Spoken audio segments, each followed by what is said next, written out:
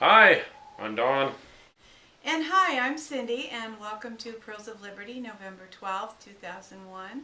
We are in our home today for a change on the weekend, and glad to be able to do a regular Pearls of Liberty.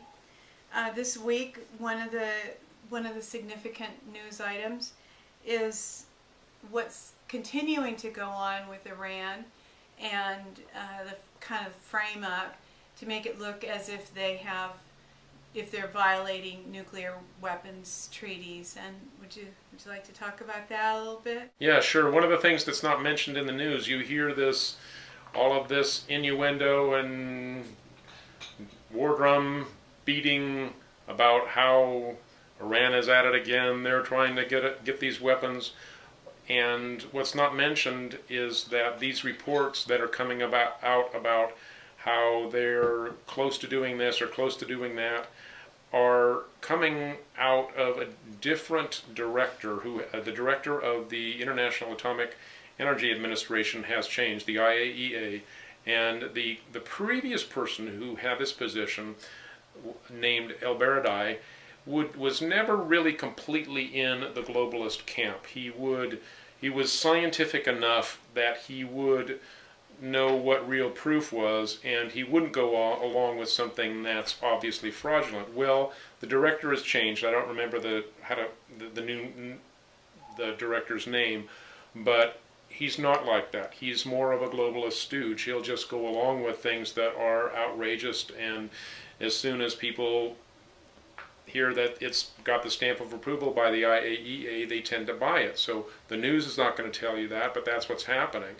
And there really is no credible evidence that Iran is close to developing a nuclear weapon.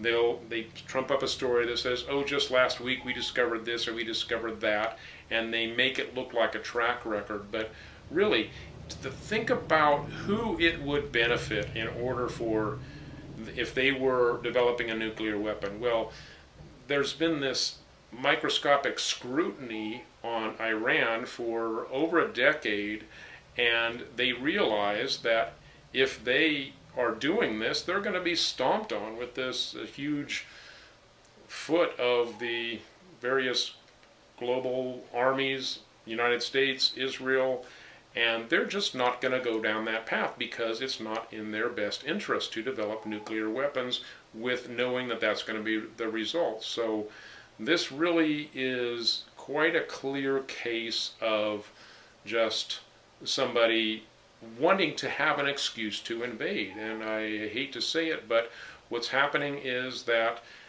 Israel is really wanting an excuse to attack and is going to use the U.S. to clean up. It's looking more and more like that's going to happen, and it's a sad state of affairs. If there is a oil embargo to try to goad Iran into some kind of belligerent action, the price of oil is going to go way up, and it's all going to be blamed on Iran. The Straits of Hormuz is a really critical area for the flow of, I think it's 1/3 of the world's oil. So this is not something that Americans want to get behind and say rah rah. It's something that is a sad state of affairs, and so a place that we as global citizens and patriotic Americans don't want to go. It's not in our best interest to have war with Iran. Well, one of the ironic things about all of this is the fact that Americans, the Constitution doesn't say anything about being involved with any other countries. All that the Constitution says is that the federal government is tasked with providing for the common defense. Mm-hmm.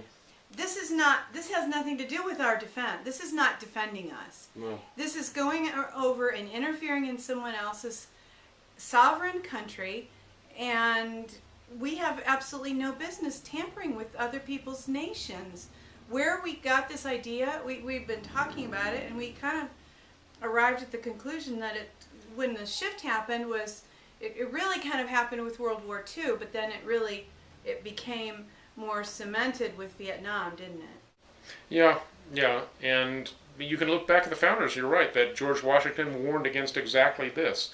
And the forces that have always been against the United States have always sought to entangle the United States in foreign wars, just as George Washington warned about. And the only person that's allowed, has a significant voice otherwise, is Ron Paul, and he's right on the money that an empire has never been in the best interests of the people, especially in the latter stages of an empire. In the beginnings of an empire, sometimes if there's spoils of war, going off and conquering some foreign country, there'll be some return for the common people. We are not seeing that today. We do not benefit from of lower oil prices by having gone into Iraq. And that's typical, because what's really going on is not a desire to bless the people in our own nation, but it's the desire on the part of the globalists to control the resources so that they can play their monopoly games, and rather than bring the prices down and give spoils of war to the American people, they're actually shutting down the competition. Oil would probably be cheaper if Iraq was allowed to continue to develop their own oil. Actually, they were never developing it themselves, because global corporations came in and did all of that for them. So what we want is for the globalists to get out of areas so there would be real competition. And all of the U.S. foreign wars are serving exactly the wrong purpose. They're going in the wrong direction. And we want to try to Go ahead. we want to try to get back to what the Constitution says that we're supposed to be about, and no foreign wars, no entanglements that actually do not benefit the American people. Well, so we don't reap the benefits, but we end up sacrificing money, young men, time, lives. Right, and this was pointed out quite clearly back in the post-World War I era by Major General Smedley Butler, who wrote the book War as a Racket after he retired from being the Marine Corps Commandant. And that was his message. He saw what wars are really all about. It's really about getting rid of competition for the global monopoly men. And we need to wake up, America, and see that that's always been what these foreign wars are about, and stop buying into the lies and the deception. Absolutely. And another issue that some countries are being kind of manipulated, are being manipulated, has to do with the European Union and different currencies, and what appears to be an attempt to restructure and reorganize, as Alex Jones is always saying, sabotage currencies of nations, even sabotaging the EU so that it needs to be restructured into a more global organization. And I know that you were thinking about Italy and Greece and what's happening with their currencies this week. Right. Italy's been in the news, and they are basically insolvent, but are not feeling that yet. And the situation is going to be spiraling out of control. There's really no getting around it. And all these countries are going down, and those that are positioned in leadership in European countries, Italy, Greece, and others that are going to be going down, Portugal, Spain, they have the globalist stooges positioned to give up the sovereignty of their country and join into a European global monetary system. The EU is not a straitjacket yet, but it will be when these guys get through with their game. So those that want to rise up and say, this is our country, we don't want to be slaves to global bankers, this is the opportunity to do that. Again, Iceland is doing that, and that's the shining example so far. And we hope that Greece could turn that corner, but they're basically getting maneuvered into going along with the game because these guys have been operating behind the scenes and they've thought about all of the reactions that are going to be happening, and they're playing them. They know how to do that, to pit people against each other and sabotage the resistance to their plan. Well, and weren't they promised a referendum at one point by their prime minister, and it kind of has gone, Greece, it's gone back and forth. Yes, you can vote on this. No, you can't. Hasn't that been just like a carrot that's been dangled in front of them? That a moment of feeling empowered, but then suddenly it's gone? Yeah. As soon as they think that the people might start to wake up, then they're going to not let it go down that road. And we've actually seen that kind of thing happening also with Occupy Wall Street, just to mention that briefly again, where you see the media paying attention as soon as it looks possible for it to be co-opted by the left wing of American politics.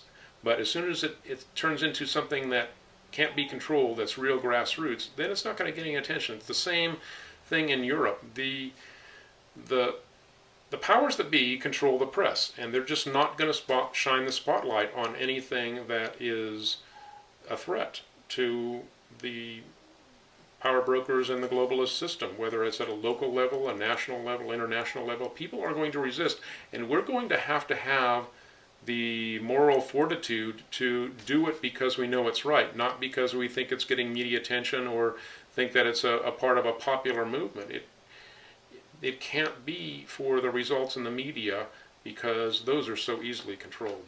Well, and it's interesting how people have become accustomed to counting on the media to learn what the essential information for their lives.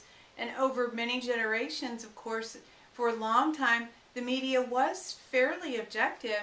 You could find out what was going on, but just now more and more, and I know you posted something on Facebook this week about how I think it's 5 corporations control pretty much all news media, and there is no more free media except for independent media, which is mostly found on the internet and some radio stations. And an example of how the media shapes and manipulates the populace is what's been going on with Ron Paul. And Ron Paul has won countless straw polls. He always does very well in debates when he's given an opportunity to speak, but yet he's put over on the side, and they almost want to pretend that he doesn't exist. And this week, and even a little before that, what's been going on with Herman Cain, one would think that it makes him look bad, but really all it does is keep him in the public eye, doesn't it? Yeah, that's exactly what's happening, is that these guys know how to manipulate the spotlight, and they will create a media diversion that prevents people from focusing on what really matters, the real substance. And we've seen this over and over again. Go back to all the media attention that Anna Nicole Smith got when her death, when all this other stuff was going on. It's a typical tactic, and that's what this Herman Cain scandal thing is about. So, and he purposely, Cain, I am sure, purposely says obnoxious things in order to keep him in the spotlight. He's this charismatic guy, and these objectionable comments about saying, oh, he thinks Anita Hill jokes are really funny. Now, what's that supposed to do? Is that supposed to make you think this guy is a brilliant statesman? No, that's purposely intended to rile up the left so that they hate this guy with a passion, and that actually, when the right sees the hatred of the left, they go in to defend the guy. This is pure media manipulation, and we have to start seeing through this stuff and start not paying attention to these sideshows that are purposely put in there to prevent real focus on the issues. Ron Paul performed very, very well in the recent television debate for, I think it was Iowa, and there was these gaffes by Perry that get the media spotlight. Oh, we can't remember the name of the 3rd or 4th government agencies that he's going to cut. Well, Americans putting two and two together should think, no, this wasn't some kind of a Alzheimer's moment. This was because the man doesn't do his own thinking. He's a stooge. So, yeah, write the guy off. Instead, what happens is this spotlight is put on Perry, and people talk about this gaffe and debate it ad nauseum. And what is not getting the attention that it should are Ron Paul's answers and his performance in the debate. Instead, there's this sideshow that's created as a diversion. Well, it's bizarre. It's like what what they say about show business people, that all publicity is good publicity. That anything that gets your name out there is beneficial to you. But when we're talking about potential public officials who are supposed to be noble men of good character, it's absurd to overlook some of these things. And what has gone on with Cain and these innuendos, and if it's true, these issues need to be addressed. And I think it's possible, we talked about that, a precedent may have been set with Clarence Thomas. Of course, there's the whole iconic black issue that white people are afraid to not support somebody because they'll be perceived as a racist. And of course, black people, African American people, are delighted because they feel like it raises their stature in the country. And then with the Clarence Thomas, you've already had this issue in the past of an African American man who was being considered for a very significant post. And he had issues with women saying that, one woman really, saying that he had behaved inappropriately. But that was overlooked, and I so clearly remember Rush Limbaugh making stupid jokes. That was when I used to listen to Rush Limbaugh practically every day. And all the jokes about jingling change in his pocket. If you're a woman, you know when somebody has hit on you. And it's not to say that a woman would never lie about that. However, these things need to be taken more seriously than they are taken, as far as I'm concerned. We appear to be seeing two things. We should ignore this stuff about Herman Cain, or we should pay attention to it. Actually, both are true in context. These allegations are serious, and Herman Cain's rebuttal to them doesn't match the standard. Americans should be able to see that the guy is a sexual predator of some kind, but they're willing to give him a pass because of the precedent that has been set with Clarence Thomas, Barack Obama. Because of race, we can't discuss that, and it just is a bad situation. So that all combines to be media manipulation so that Americans don't take a stand on principle. Yeah, when I never pass on, I shouldn't say never, but I do my best not to pass on information from the left or the right that's of an inflammatory nature against the other side, because that just fuels this thing. What you want to be doing is pointing out the substantive areas of disagreement that or a candidate's character or good ideas, as opposed to bashing somebody else. What people haven't learned is that whenever you bash the other side, you actually give them energy, and we need to stop doing that. Sure, that makes perfect sense. But since we were talking about morality and people being in the public eye and having a need for integrity, would you want to comment on what's going on in Pennsylvania? Well, there's a good way to do that, and a negative way to do that. The bashing is one thing, but looking at somebody's character and just saying, I just don't think that this is the kind of track record we want in a president that can help hold America to a high moral standard.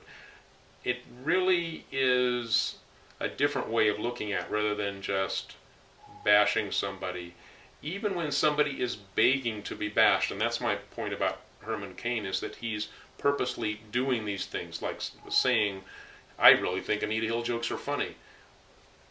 That's the bait you don't want to take. So, but yes, we need to have high moral standards. We need to recognize that this is a sexual predator, and we shouldn't let him get near the White House. And do you want to also mention, since we're talking about that kind of thing, anything about the coach in Pennsylvania? Right. And he was an accessory. He himself wasn't involved, correct? Right. But he facilitated and permitted, with his knowledge, something was going on with one of their large contributors. Yeah. Joe Paterno is an iconic figure in college athletics, has been around. I remember him when I was a kid, being Penn State. I remember that name, and he's one of the bastions of American collegiate athletics and Penn State.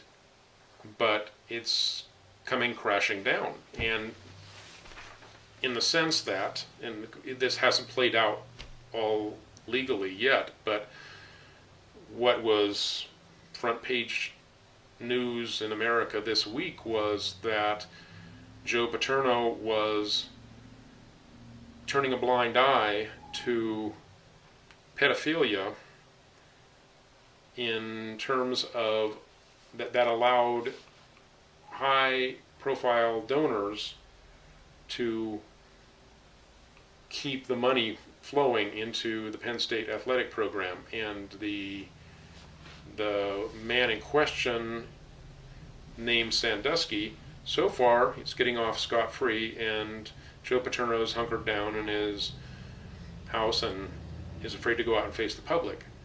As well he should be, because he's an accessory to these crimes. And I really think that what's happening in America today is this is the spotlight that's shining on all this dark stuff that's been hidden for a long time. And there's people that want to go on pretending that everything is okay and everything is normal and just let the coach do his coaching, when this is judgment time. This is the chickens coming home to roost. This is not going to fly anymore. We're not going to, you cannot allow crimes against humanity to go on when it's just blatantly obvious that Paterno's been an accessory. No, he's got to go. He's toast. We just can't have that kind of, we can't support a standard where these things don't matter. They do matter tremendously. So no, it's not business as usual time, America. This is the time that our institutions and our leaders are being judged, and we have to face up to that. Well, according to Bryce Taylor and Kathy O'Brien, two of the women who were mind-controlled sex slaves who came out of that lifestyle, there is a lot of this kind of thing involved in the realm of sports. And they were, as sex slaves, sent to be with professional athletes.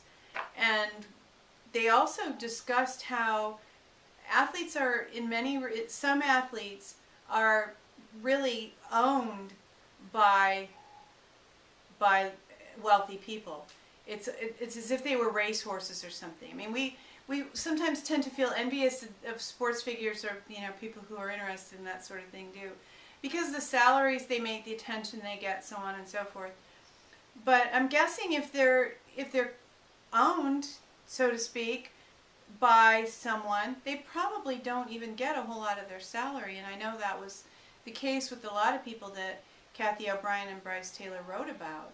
So the sports world is not immune to evil. It's not like some shining, holy, extra worldly, beautiful thing. They're corrupt people sometimes, and it's too bad. This guy Joe Paterno seems like perhaps he's a nice man, but maybe not nice enough. So if you don't have any other comments on that, should I move on? No, move on. Okay. So we also, because yesterday was Veterans Day, we've been thinking about Vietnam, and we'll mention it in Pirl Culture too. We actually watched Apocalypse Now last night, and it's just kind of in the back of our minds with Veterans Day. But some news on that front, unfortunately, is that there's unfinished business still from Vietnam.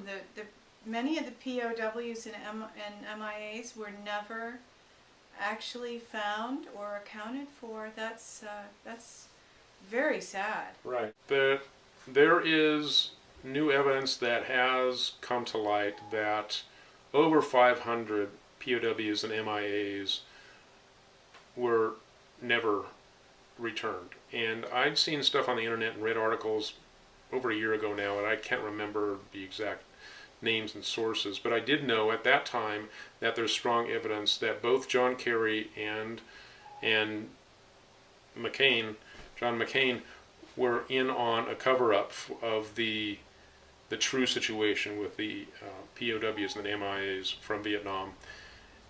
What happened, as I recall from reading this article over a year ago, was that North Vietnam was demanding funding to repair their cities from all the damage of the bombing, etc., and all the losses, and the amount that they were requesting or demanding was more than the United States was willing to pay, and as a result, we did not get all our POWs and MIAs back, and that is the state of things today. The new information that came to light was a Soviet memorandum of a meeting in the Kremlin or in Russia that had to do with the North Vietnamese Communist Organization that gave a number of the POWs being something along the order of 1,200, and only 500 something were returned. So that number, the 1,200 some odd number, is new news that has surfaced. It's not bogus. It wasn't drummed up by anybody. It was a researcher that was doing something completely independent and found this information and let it come to light. So sad to say that our leaders are betraying us, and it's all about money. That's the bottom line. So there's a good reason why true patriots don't trust John McCain, and of course never trusted John Kerry either. So I wanted to put that out this week with the Veterans Day in mind. Another issue that we became especially aware of this week that is kind of an older issue but has really never been resolved, at least sufficiently, is the voter fraud that occurred when George Bush ran against Al Gore. And for myself personally, being a Republican, I told myself I didn't believe there was voter fraud because I wanted George Bush to be the winner. And yes, I didn't. There was a lot of which I was unaware at that time. So I think that voter fraud issue was swept under the carpet, but we became aware of some information this week, watched a documentary about Diebold, the company that makes the lion's share of the voter machines, and they're extremely easy to introduce a virus into and manipulate. And the vote tallies can be changed.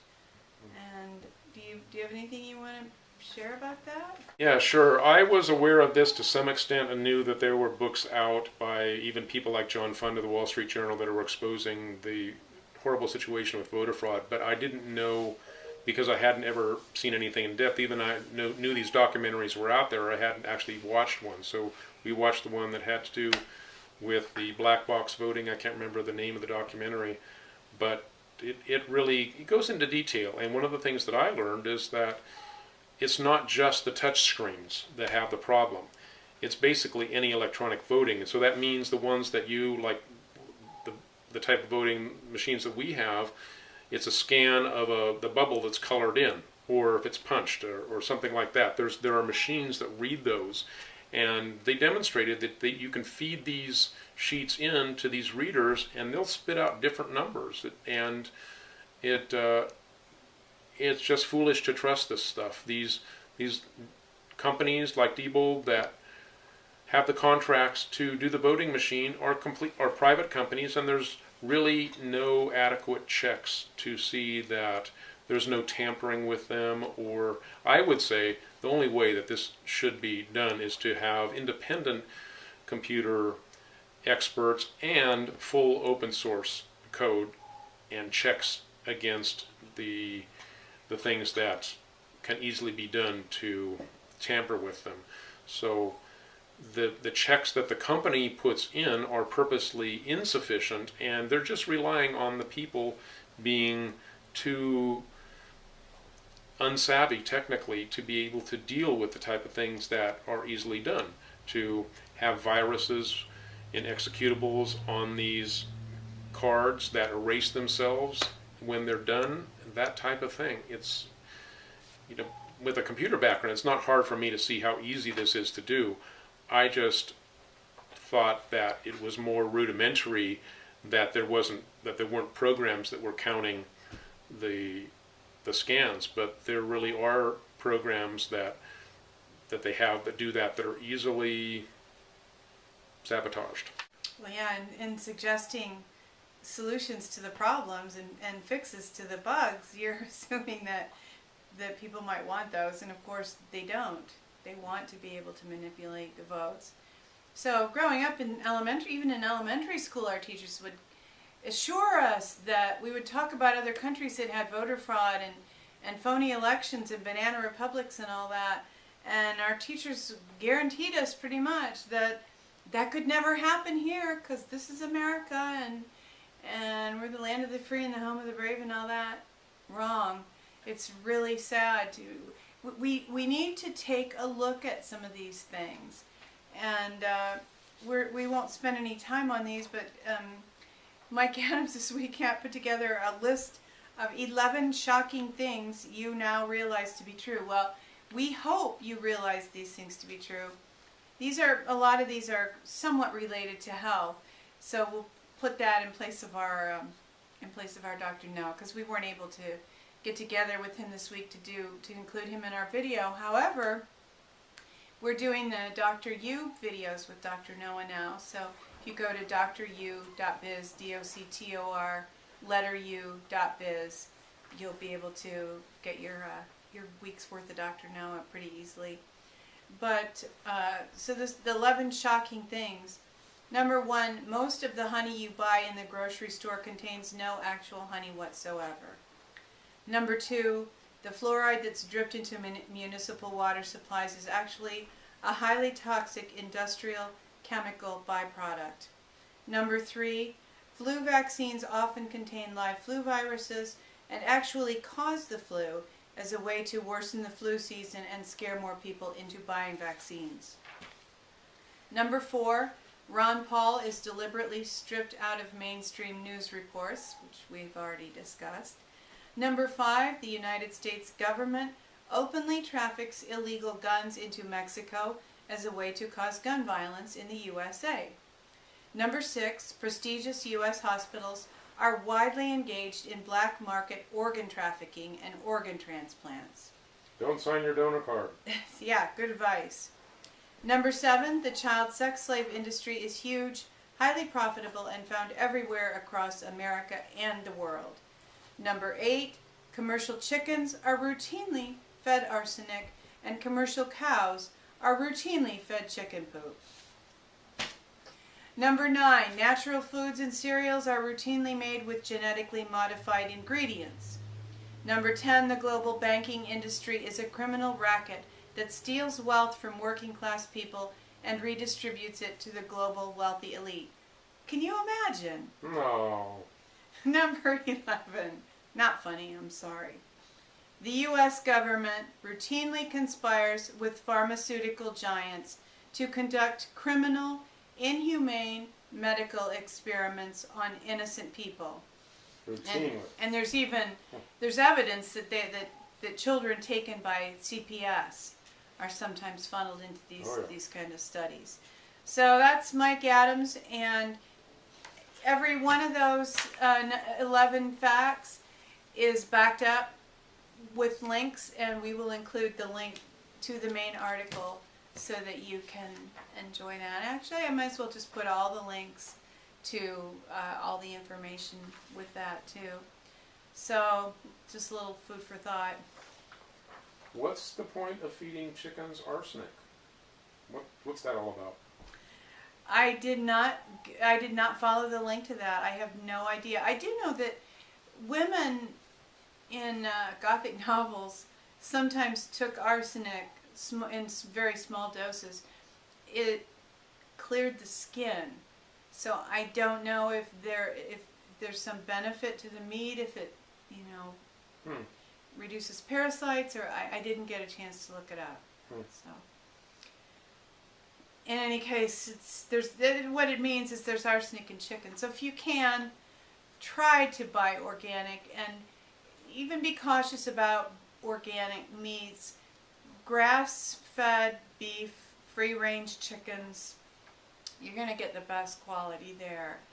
And otherwise, you may have to become a vegetarian. But as Mike Adams said, a lot of what's called natural foods have GMO products in them. So this week also, a county in Alabama declared bankruptcy. We're very close to a city geographically, Vallejo, California, and Vallejo, I think, might have been the first city in the U.S. to declare bankruptcy, and it's been a mess. And we live near enough that we have a sister agreement with them for emergency services, and our police and fire go there to answer their call. Yeah, what I want to say about that is that this is obviously a trap.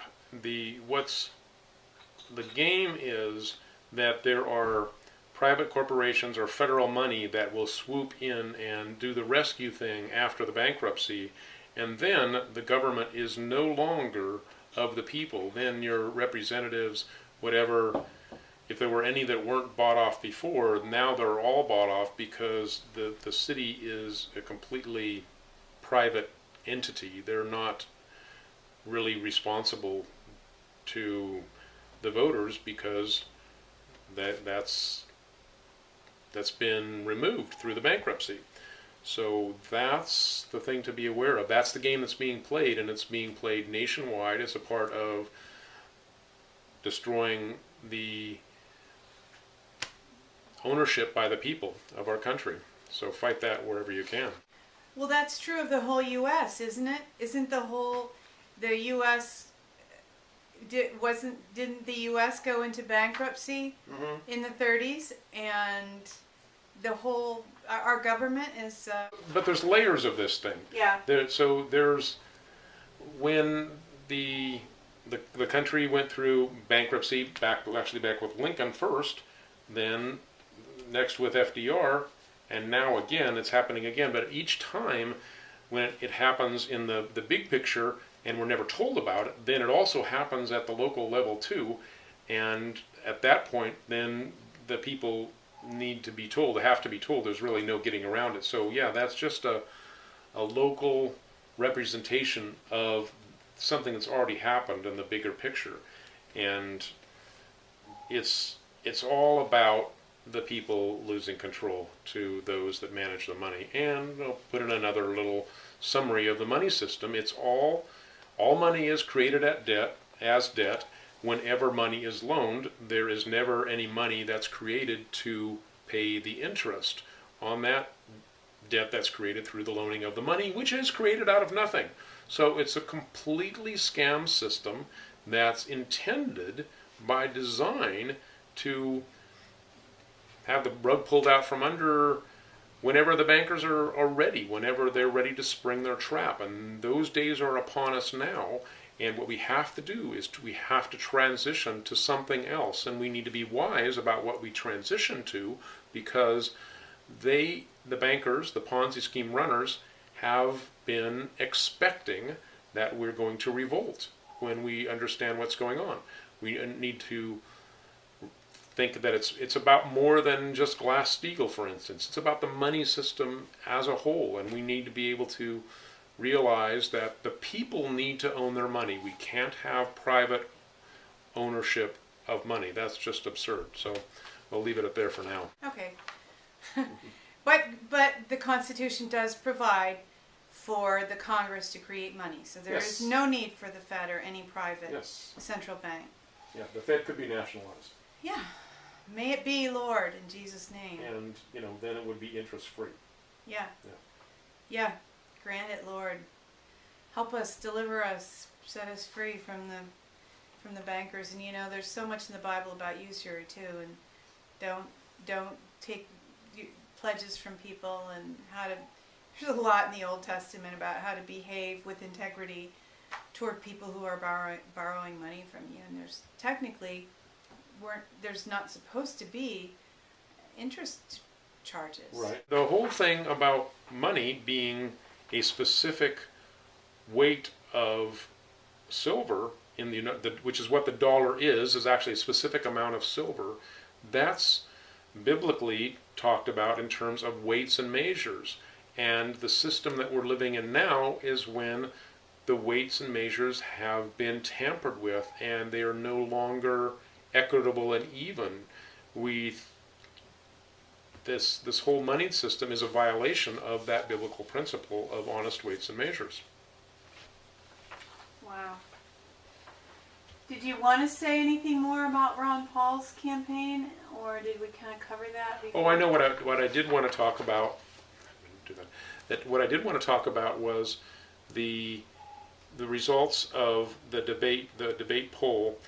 That there is a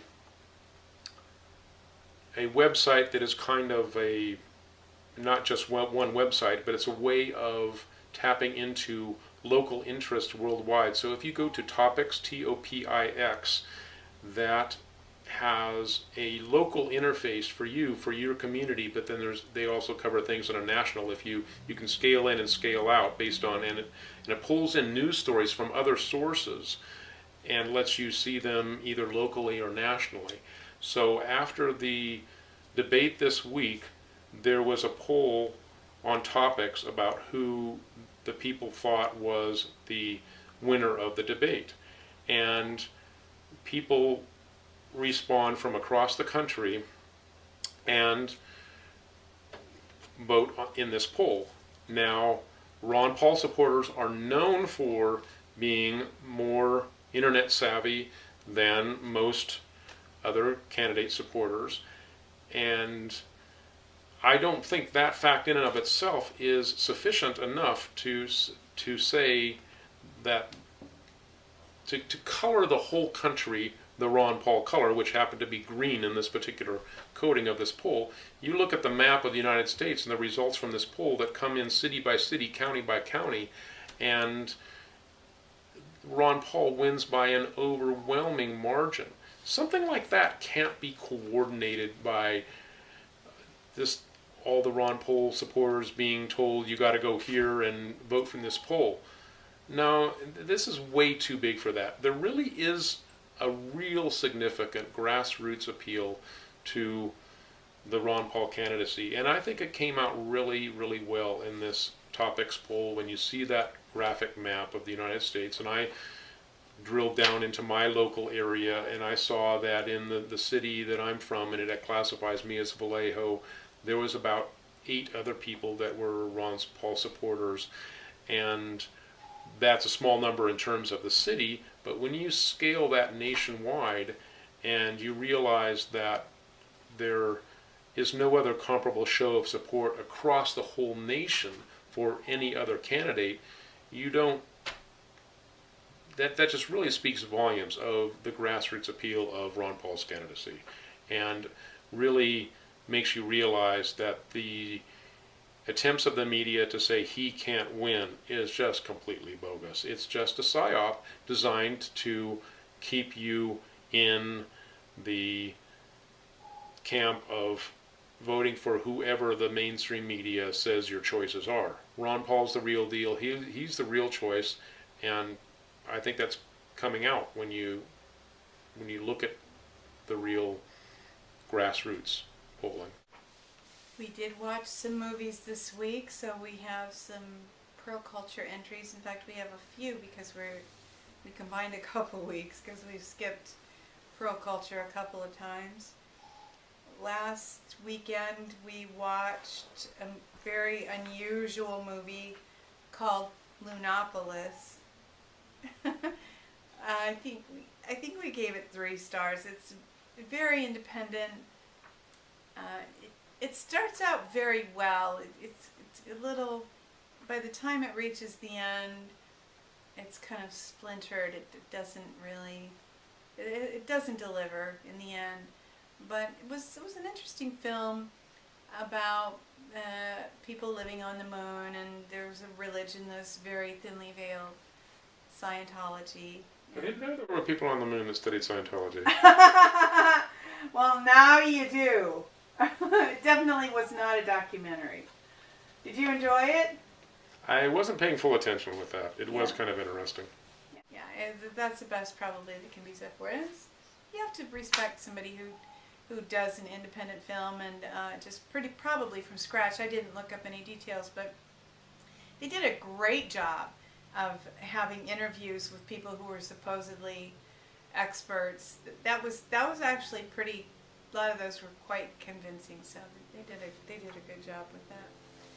And last night we did something we very rarely do. We watched regular cable television. We watched AMC and Apocalypse Now. And that was really your first time of seeing most of Apocalypse Now, wasn't it? Yeah, and even then I wasn't paying full attention, but I got more of a basic idea of the storyline than I had previously. And yeah, and of course have a more understanding of what was really going on then and what the film is supposed to try to portray. I really think this is one of those in-your-face psyop movies where the powers that run Hollywood are saying, look how bad we screwed you, America. We just gave you mental anguish all through your collective psyche over this whole Viet Nam thing, and these people are mental, and look what we did to you. I think that's basically the bottom line of what that movie is saying. I was in high school when the Vietnam War was ended, and I didn't know what was going on at the time. And there was I just this week heard a Loggins and Messina song that I had probably heard more than 100 times in the 70s. It's the same old whine. And one of the lines is, you teach your children virtue, but then you send them off to war. Mm. So there's this odd, as Americans, we really have bought an interesting pitch that the globalists have thrown at us, that if you're a good person, you prove it by serving your country in killing people. That's very flawed logic, and I'm not sure why we bought that. Yeah, especially when the country is not in danger, and we had to buy into this domino theory that we were fighting in Vietnam because the communists would take over other countries in the world, and so we had to fight them. And of course, what we know now is that the global bankers were backing both sides, and this is what they do. This is how they make their money: is they finance both sides of the war. So they had to create the war, and that's what it was really about in Vietnam. And it was not in the interest of these global powers for the United States to win the war. They never really intended us to win it quickly and outright. And that was the part of the plan. And I want to also mention, in the context of Vietnam, and that whole culture, one of the things that's foundational for us, or at least for me, after having read this stuff, is in understanding the anti-war movement in the 60s, that it was purposely tainted with drugs by the CIA to decrease the credibility that it had with your average American, so that it would be much easier to take the stand that Americans who are patriotic go to fight for their country, as opposed to previous to the 60s, there was a lot more credibility with Americans who said, I cannot in good conscience go over there and fight this war because it's not good for my country. And that position was really, really undermined through the use of the counterculture media, which was deliberate in the 60s. And if you doubt that, I would really encourage you to read Dave McGowan's Inside Laurel Canyon series. You can find it on the web if you just Google those words, search for those terms. Inside Laurel Canyon, Dave McGowan, and it blows the lid off of the CIA operation of the drugs and rock music in the 60s that was really purposely a CIA psyop. Zenith was kind of intense, but it was so out there that it didn't feel very personal, but it was kind of it had some interesting things to say about the elite and their lifestyles and what might happen in the future. Yeah, how they control people through their manipulation of what they want. And it was an interesting movie, interesting storyline, that you see a man and his son years later. You don't realize that that's what's happening at first, and then you realize that even though they were both trying to fight against buck the system, they've both been bought off in one way or another, and you see the repercussions of that because of what happens in the son's life because of the father. So there's some good points. That is a creative movie. It's worth watching. Zenith, yeah. And another one that was creative that was actually made for TV, but it must have been made for HBO or Showtime or something, because it was pretty nicely produced, was Escape Clause. And it was a little bit of an older movie about an insurance guy, which is always, it seems like there are quite a few films out there that have something to do with insurance fraud, beginning with Double Indemnity with Barbara Stanwyck, I don't know, and Fred McMurray in like the 50s or something. But this wasn't actually about insurance fraud, but it had to do with I guess revenge, more or less. Did you enjoy not Double Indemnity, Escape Clause? Did you think it was a good movie? Yeah, I like that. It was creative writing, creative storytelling, because it keeps you on your toes. When you think you know what's happening, it shifts, it changes, and nothing is quite what it appears to be in terms of the suspects of who the murderer really is. And it's well acted, even though it doesn't have big name actors in it.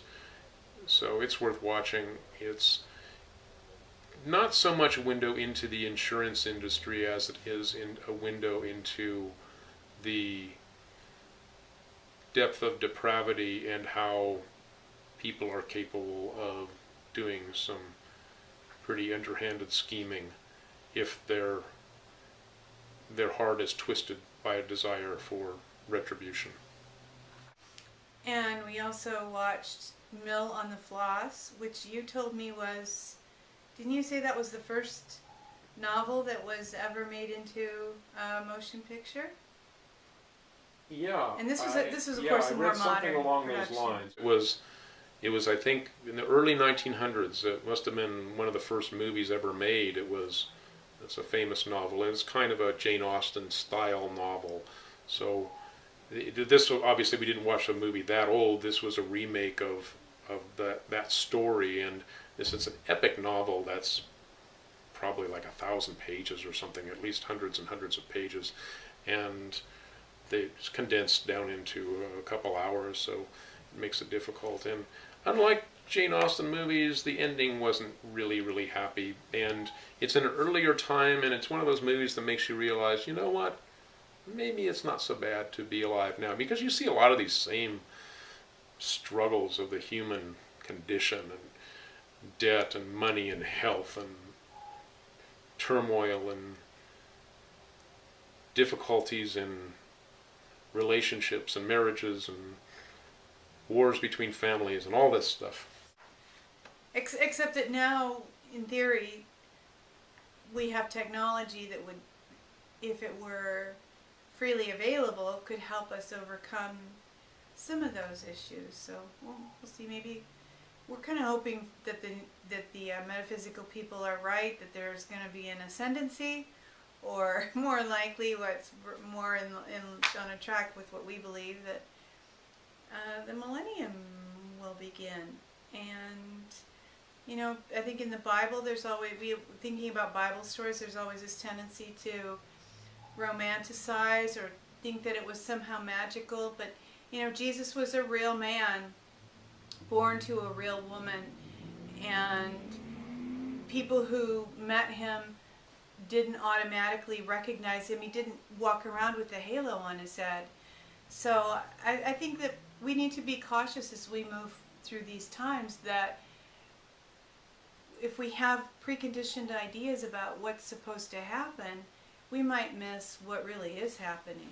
Yeah, absolutely. I don't necessarily think that a millennium is about to begin. I do think that we could be very well on the threshold of a very productive new Renaissance style period, but biblically I see that as being the possibility that the bride could begin to be making herself ready, and then after that period of time, then the millennium would actually begin. I would say that we do have an opportunity for a precursor to the millennium on the threshold, on the doorstep right now, and so that's exciting. It is exciting. So be careful to try to hear from the Lord and listen to your own inner voice, or however you feel like you get your direction. And yeah, if there's any reptilians that you're listening to, you don't want to listen to those guys. Okay, so anything else significant or insignificant that you want to share? Open your mind to possibilities. Yeah, it's these preconceived ideas that lock us in. So there's different things that we're doing that are helping with that, and we're realizing that our alignments are not what we had previously thought they were, and I say that in a good way, to realize that God is much bigger than all the boxes we try to put him in. So be free.